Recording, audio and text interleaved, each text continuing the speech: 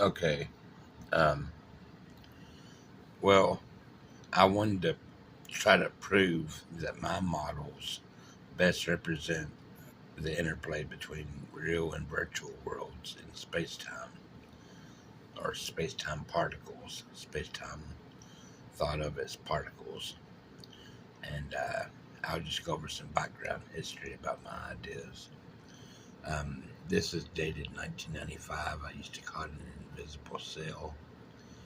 And it says conceived of and invented by Keith Carlock, 1995.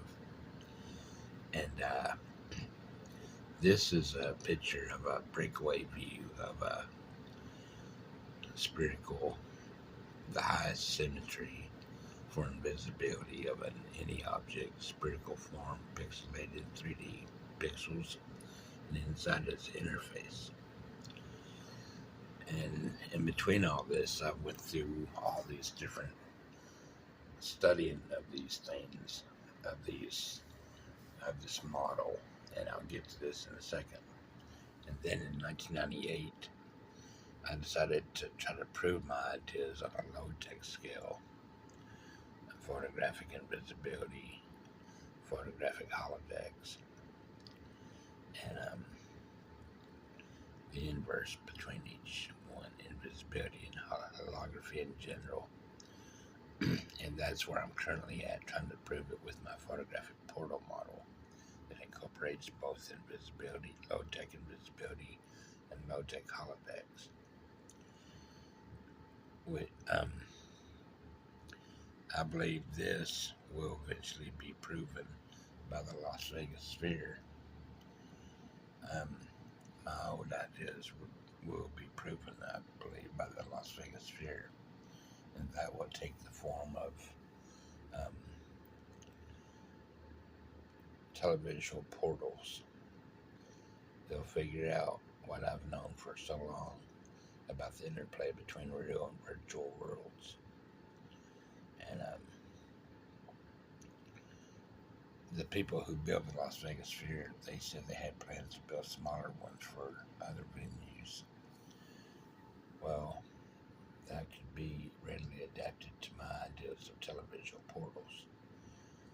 And so, like I said, in between my discovery of the inverse relationship between invisibility and holodecks, slightly before 1995, and my proof that I'm still trying to prove of this inverse relationship on a low-tech scale, photographic scale. I've studied the models behind these things. Um, this is a model of a single pixel, and if you thought of this, a single 3D pixel, it says dual, but I'll get to that.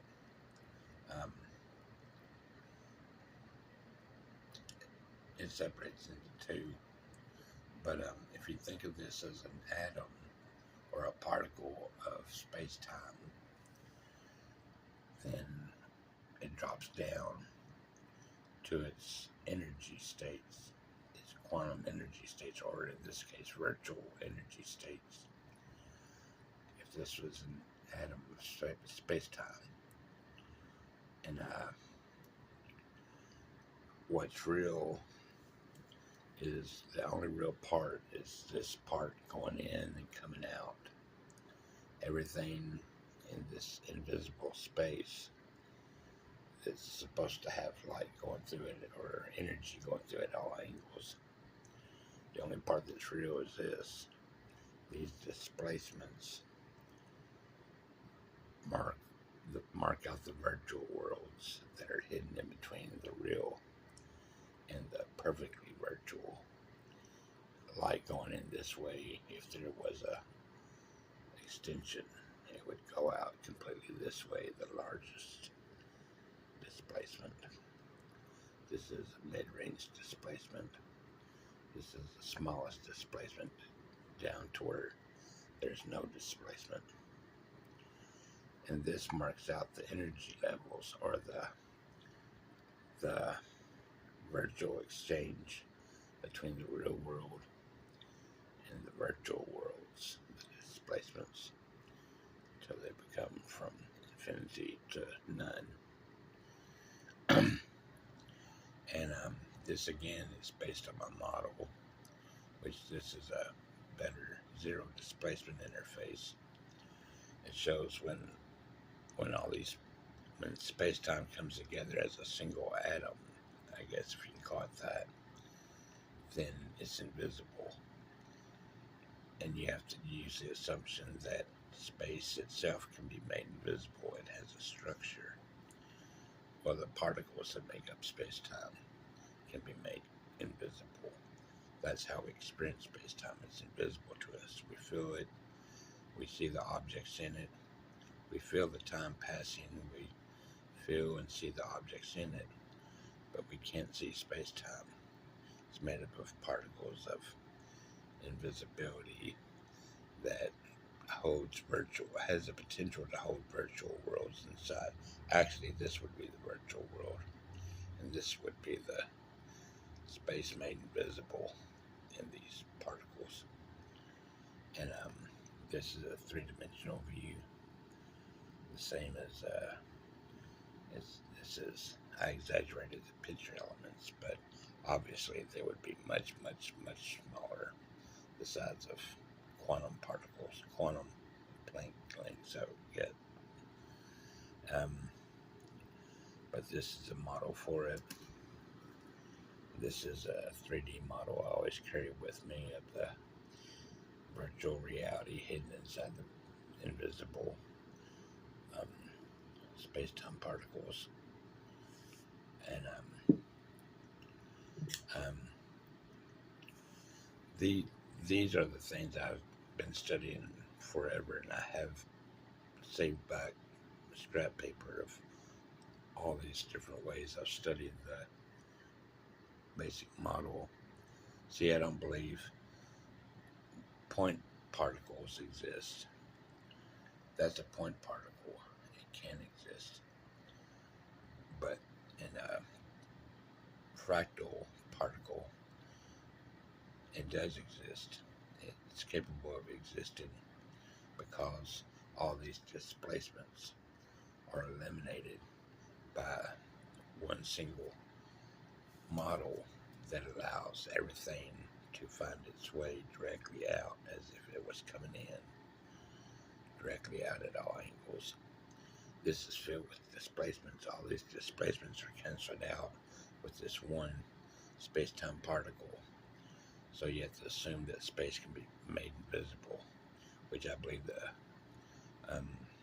Las Vegas sphere will be capable of proving my ideas. And this is another idea of mine that may be harder to prove because it deals with moving parts. But I believe when invisibility and holography, holodecks, are finally realized, you can build invisible suits. Those are the two main things that can be derived from my models: televisual portals and invisibility suits. And this is another model. The most basic model, I believe, beyond point-like particles, beyond strings, is a space-time particle. And this shows that there's a direct interplay between invisibility and holodecks in the interface of a invisibility suit, but there's a televisual interplay between reality and virtual worlds inside. There's the real world, then the cloaking interface, then the real holodeck, then the cloaking, then the virtual holodeck, then it goes to the real holodeck, then to the virtual, then to the real, then to the virtual. There's this interplay, this knot that binds reality together, two realities together. and that will be displayed in when the Las Vegas Sphere finally accepts my ideas of televisual portals. There's a virtual space, virtual, non-local virtual space that these people share in these two combined televisual portal connections between the outside invisible body and the interior holodeck. And it follows this topology, mirror world topology. And also I've brought along this hologram of a frog. I don't know if that makes any difference in proving my ideas, but this is a hologram of a frog, virtual form, and its real form inside, and its virtual form on the out above it.